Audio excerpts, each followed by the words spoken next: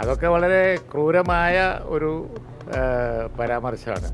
മാത്രമല്ല ഭൂരിപക്ഷ വർഗീയത ലക്ഷ്യം വെച്ച് ഒന്നിനു പിറകെ ഒന്നായിട്ട് CPM-ൻ്റെ ഭാഗത്ത് നിന്ന് ഇങ്ങനെ വരുന്നത് അവരുടെ അടിത്തറ തന്നെ ഇളക്കുന്ന പരിപാടിയാണ്.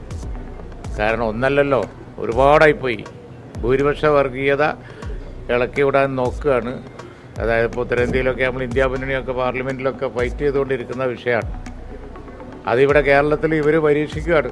ഉത്തരേന്ത്യയിൽ BJP കൊണ്ട് നടക്കുന്ന രാഷ്ട്രീയമാണ് ഇപ്പോൾ കേരളത്തിൽ CPM ഇടതുപക്ഷം പരീക്ഷിക്കുന്നത്. അവർ ചിന്തിക്കേണ്ടതാണ്. അവരുടെ അടിത്തറയാണ് ഇളകുക. അവരുടെ അടിത്തറ എന്ന് പറഞ്ഞത് ഒരു മതേതര അടിത്തറയാണ്. ഇങ്ങനെ മാറി മാറി ഭൂരിപക്ഷ വർഗീയതയും ന്യൂനപക്ഷ വർഗീയതയും പ്രോത്സാഹിപ്പിച്ചുകൊണ്ടിരുന്നത് ഇപ്പോൾ ന്യൂനപക്ഷ വർഗീയത ജ്വലിപ്പിച്ചു വിടാനുള്ള ശ്രമം കഴിഞ്ഞ തെരഞ്ഞെടുപ്പുകളിലൊക്കെ നമ്മൾ കണ്ടു. ഞങ്ങളതിനെ അതിശക്തമായി എതിർത്തു. ന്യൂനപക്ഷ വർഗീയതയെ കത്തിച്ചു വിടാനുള്ള ശ്രമം നമ്മൾ കണ്ടു. അന്ന് ഞങ്ങളതിനെ ശക്തിയായി എതിർത്തു. ഇപ്പോൾ രാഹുൽ ഗാന്ധിയുടെയും പ്രിയങ്ക ഗാന്ധിയുടെയും ഒക്കെ വിജയം ന്യൂനപക്ഷ വർഗീയതയുടെ അടിസ്ഥാനത്തിലാണ്, അല്ലെങ്കിൽ സംഘടനകളുടെ സംഭാവനയാണ് എന്നൊക്കെ പറഞ്ഞാൽ, ഒന്നാമത് പ്രസ്താവനയെ മണ്ടത്തരാണ്, രണ്ടാമത് ഇത് അതിക്രൂരാണ്. മാത്രമല്ല അവരുടെ രാഷ്ട്രീയത്തിന് നിരക്കാത്ത, ഡൽഹിയിൽ അവർ ഇപ്പോൾ അവിടെ മുദ്രാവാക്യം വിളിച്ചുകൊണ്ടിരിക്കുമ്പോൾ അതേ പരിപാടി അവർ കേരളത്തിൽ ഇവിടെ നടത്തിക്കൊണ്ടിരിക്കുകയാണ്. ഇത് അവരുടെ അടിത്തറയാണ് ഇളക്കുക. അവർക്കൊരു ആദ്യം നമുക്ക് മനസ്സിലാക്കാം, കാരണം വോട്ട് ചോരുന്നുണ്ടോ എന്നുള്ളത്.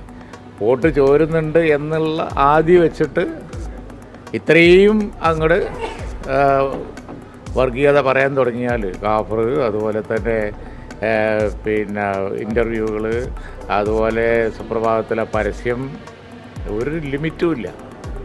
പക്ഷേ അത് പച്ചക്കാണ് പറയുന്ന സ്റ്റേറ്റ് കേരളമാണെന്ന് ഓർത്തോളണം. നെഗറ്റീവ് എഫക്റ്റേ ഉണ്ടാവുള്ളൂ. ഷാഫിയുടെ ഭൂരിപക്ഷം ഞങ്ങൾ പ്രതീക്ഷിച്ചതിൻ്റെ എത്രയോ 10 മടങ്ങ് ഇരട്ടി പോകാൻ കാരണം അവർ കടുത്ത വർഗീയതക്ക് തുരിഞ്ഞു എന്ന് ജനങ്ങൾക്ക് മനസ്സിലായപ്പോഴാണ് ജനങ്ങൾ തിരിഞ്ഞു വോട്ട് ചെയ്തത്. അതാണ് കേരളം. പാലക്കാടും അത് തന്നെ ഉണ്ടായത്. പാലക്കാട് ആ 2 പത്രപരസ്യങ്ങളാണ് ഞങ്ങളൊരു 10,000 വോട്ടിൻ്റെ ഭൂരിപക്ഷമേ പാലക്കാട് പ്രതീക്ഷിച്ചിട്ടുള്ളൂ. സഹായിച്ചത് മുഴുവൻ ആ 2 പത്രപരസ്യങ്ങളാണ്. ജനങ്ങൾ ജാതിമത വ്യത്യാസമില്ലാതെ തിരിഞ്ഞു വോട്ട് ചെയ്തു. വയനാടിൻ്റെ ഘടന എല്ലാവർക്കും അറിയുന്നതല്ലേ. വയനാട്ടിലെല്ലാവരും ഉണ്ട്. വയനാട് ഏറ്റവും വലിയൊരു കുടിയേറ്റ മേഖലയാണ് കേരളത്തിലെ. ഒരുപക്ഷെ ഇന്ത്യയിലെ തന്നെ ഒന്നാമത്തെ കുടിയേറ്റ മേഖലയാണ്. അവിടെ കുടിയേറ്റ കർഷകർ, അവരുടെ ജാതിമതവും ഞാൻ പറയുന്നില്ല. പക്ഷേ അവിടെ എല്ലാവരും കൺസോൾട്ടേറ്റഡ് ആയിട്ട് ഒറ്റക്കെട്ടായിട്ട് പ്രിയങ്ക ഗാന്ധിക്ക് വോട്ട് ചെയ്തുകൊണ്ടാണ് കുറഞ്ഞ ശതമാനമായിട്ട് പോലും ഇത്രയും വലിയ ഭൂരിപക്ഷം ഉണ്ടായത്. അത് കാണാൻ കഴിയണ്ടേ? ഈ വഷളത്തരം നമ്മൾ പറഞ്ഞുകൊണ്ടിരുന്നിട്ട് എന്താ കാര്യം? ഈ രാഹുൽ ഗാന്ധിക്കും പ്രിയങ്ക ഗാന്ധിക്കൊക്കെ വോട്ട് ചെയ്തവരിൽ CPM-ന്റെ ശക്തി കേന്ദ്രങ്ങളിൽ പോലും വോട്ടുണ്ടായിരുന്നു. ആ വോട്ടർമാരെ അടക്കം തള്ളിപ്പറയുന്ന സമീപനമാണ്. അതെ, വോട്ടർമാരടക്കം തള്ളി കളിയാണ്. അവർക്ക് പ്രിയങ്ക ഗാന്ധിൻ്റെ ഭൂരിപക്ഷത്തിൻ്റെ പകുതി പോലും കിട്ടാത്തതിലുള്ള വിഷമം നമുക്ക് മനസ്സിലാക്കാം. പക്ഷെ എന്നാലും ചെയ്ത വോട്ടർമാരില്ലേ, കുറച്ച് നാമമാത്രമായ വോട്ടേ അവർക്ക് അവിടെ കിട്ടിയുള്ളൂ. ആ വോട്ടർമാരെയെങ്കിലും മാനിക്കണ്ടേ? അതാണ് സത്യം. ഒരു ഭാഗത്ത് CPM ഇങ്ങനെ ഭൂരിപക്ഷ വർഗീയതയെ ഇളക്കിവിടാൻ ശ്രമിക്കുന്നു. എന്നാൽ മറുഭാഗത്ത് UDF-ന് അനുകൂലമായിട്ട് നീക്കൊണ്ട് ഈ NSS ഒക്കെ കോൺഗ്രസിന് അനുകൂലമായി UDF-ന് അനുകൂലമായി മാറുന്നു. രമേശ് ചെന്നിത്തലയോടുള്ള പിണക്കം മാറി അവരുടെ പരിപാടിയിലേക്ക് ക്ഷണിക്കുന്നു. ഈ സാമുദായിക സംഘടനകളൊക്കെ അടുക്കുന്നതിന് എങ്ങനെയാണ് ലീഗ് കാണുന്നു? അല്ല, അത് പിന്നെ ഇപ്പോൾ സംസ്ഥാനത്ത് UDF-ന് അനുകൂലമായ ഒരു ട്രെൻഡ് ഉണ്ട്. അടുത്തത് UDF ആണ് എന്ന ചിന്ത എല്ലാവരിലും ഉണ്ട്. അപ്പോൾ ഈ കാര്യങ്ങളിലൊക്കെ വ്യത്യസ്തമായ അഭിപ്രായങ്ങൾ ഒക്കെ വരും. പക്ഷേ കോൺഗ്രസ് സമയമാകുമ്പോൾ ഒരു നേതാവിനെ നിശ്ചയിച്ച് മുന്നോട്ട് പോയിക്കോളും. അതിൽ നമ്മൾ വിഷമിക്കേണ്ട കാര്യമില്ല. ഓപ്പൺ ചർച്ചകളൊക്കെ സർവ്വസാധാരണയാണ്.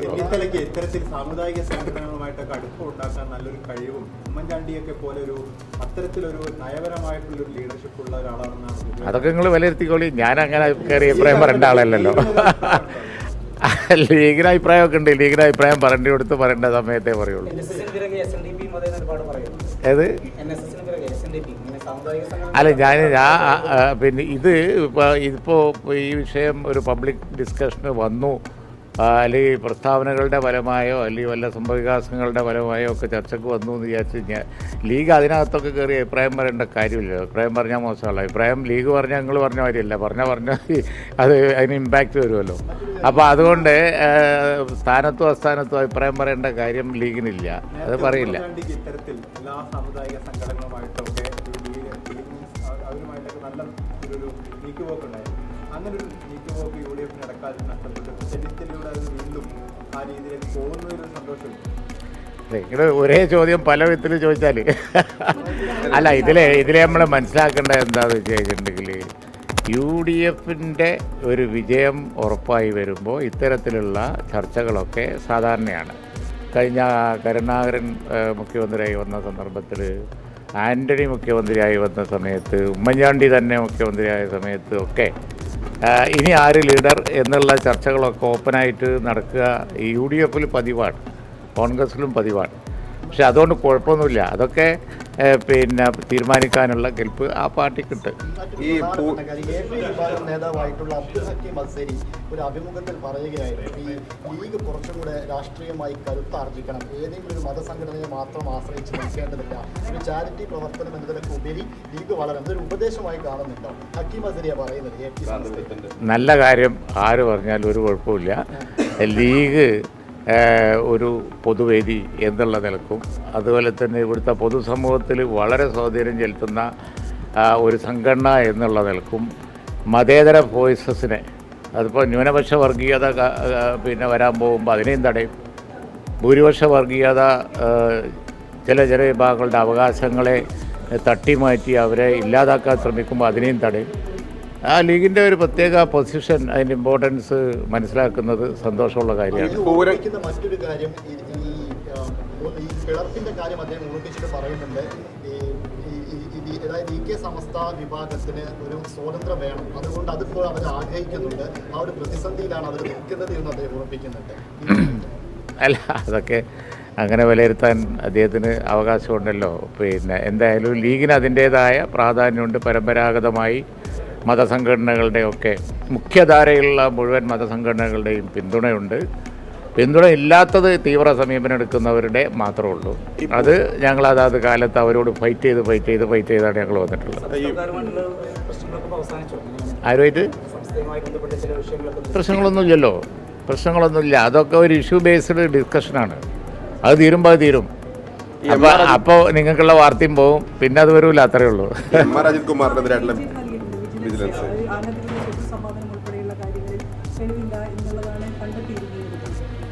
അല്ല, അത് പിന്നെ അങ്ങനെ തെളിവില്ല എന്ന് പറഞ്ഞ റിപ്പോർട്ട് വന്നോ?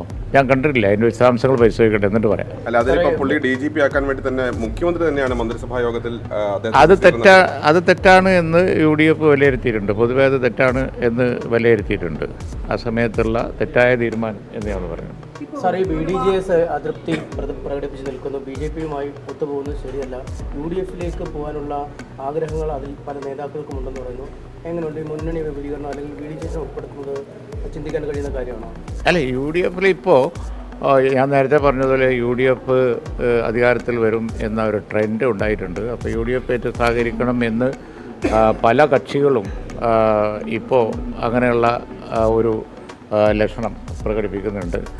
UDF പുതിയ കക്ഷികളുടെ കാര്യമൊന്നും വിലയിരുത്തിയിട്ടില്ല. അതൊക്കെ അതാത് സമയത്ത് മെറിറ്റിൽ ഡിസ്കസ് ചെയ്തിട്ട് ഞങ്ങൾ തീരുമാനിക്കും. പക്ഷെ എന്തായാലും ഒരു കാര്യം തീർച്ചയാണ്, സംസ്ഥാനത്ത് ഇന്നത്തെ ഈ ദുരവസ്ഥയിൽ നിന്നൊരു ചേഞ്ച് വേണം എന്നുള്ള ചിന്ത ജനങ്ങളിൽ ഉണ്ടായിട്ടുണ്ട്. അതിൻ്റെ ഇൻഫ്ലുവൻസ് സ്വാഭാവികമായി എല്ലാ പാർട്ടികളിലുമൊക്കെ ഉണ്ടായി വരുന്നുണ്ടാവും. UDF വിലയിരുത്തിയിട്ടില്ല. സംഘടനകൾ UDF-നുമായിട്ട് അടുക്കാനുള്ള ഒരു സാഹചര്യം രമേശ് ചെന്നിത്തല അടക്കമ്പോൾ പറഞ്ഞു. അത് ഈ ട്രെൻഡിൻ്റെ അടിസ്ഥാനത്തിൽ തന്നെ ആയിരിക്കും. ഞാൻ തുടക്കത്തിൽ പറഞ്ഞല്ലോ, പിന്നെ UDF-ന് അനുകൂലമായൊരു ട്രെൻഡ് ഉണ്ട്. അതിൻ്റെ ഇമ്പാക്റ്റ് എല്ലാ സംഘടനകളിലും ഉണ്ടാവും എന്ന് ഞാൻ പറഞ്ഞല്ലോ. ഈ വയനാട് പുനരധിവാസത്തിന്റെ കാര്യത്തിൽ പട്ടികയിലടക്കം വലിയ പിശകുകൾ വന്നിട്ടുണ്ട്. അതൊരു ഗൗരവമായിട്ട് സർക്കാർ എടുക്കുന്നത്. അത് വളരെ വളരെ ഗൗരവമുള്ള വിഷയം തന്നെയാണ്. പട്ടികയിൽ ഒരുപാട് പിശകുകളുണ്ട്. മാത്രമല്ല, പുനരധിവാസവും അതുപോലെ തന്നെ സഹായം വാഗ്ദാനം ചെയ്ത സംഘടനകളെ പങ്കെടുപ്പിച്ചുകൊണ്ട് വളരെ ഭംഗിയായിട്ട് അതിവേഗം നടത്തേണ്ടിയിരുന്ന, യുദ്ധകാലാടിസ്ഥാനത്തിൽ നടത്തേണ്ടിയിരുന്ന പുനരധിവാസ പരിപാടികളും കാര്യങ്ങളുമൊക്കെ വളരെ ഡിലേ ആയിട്ടുണ്ട്. ഞങ്ങളതിലുള്ള അസ്വസ്ഥത ഗവൺമെൻറ്റിനോട് പ്രകടിപ്പിച്ചിട്ടുണ്ട്. ഗവൺമെൻറ് ഇപ്പോൾ എന്താ മീറ്റിംഗ് വിളിക്കാൻ പോകുന്നു എന്നൊക്കെ പറയുന്നുണ്ട്, എന്താ നോക്കട്ടെ. പക്ഷേ ഇപ്പം തന്നെ വളരെ താമസിച്ചു. ലിസ്റ്റാണെങ്കിൽ കുഴപ്പം, പിന്നെ അതുപോലെ തന്നെ ഭൂമി എടുക്കുന്നത് സംബന്ധിച്ച് കാലതാമസം. ഇപ്പോൾ അവിടുത്തെ കഷ്ടതയൊക്കെ അനുഭവിക്കുന്ന ആളുകളെ സംബന്ധിച്ചിടത്തോളം അവരുടെ ബുദ്ധിമുട്ടുകൾക്ക് ഒരു അറുതിയില്ല. അവിടെ ഉണ്ടായ ദുരന്തം പോലുള്ളൊരു ദുരന്തത്തിന് ശേഷം ജനങ്ങൾ പ്രതീക്ഷിച്ച കാര്യങ്ങളല്ല ഇപ്പോൾ നടന്നുകൊണ്ടിരിക്കുന്നത്. അത് അതീവ അപലപനീയമായ കാര്യമാണ്. മാത്രമല്ല മോശമാണ് ഇത്.